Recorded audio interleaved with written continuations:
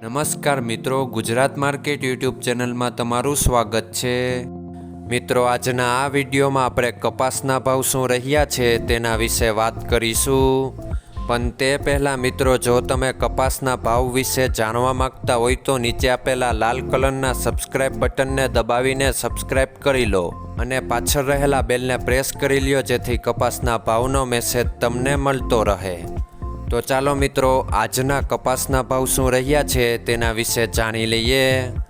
મિત્રો, આજના કપાસના ભાવ આ મુજબ રહ્યા હતા।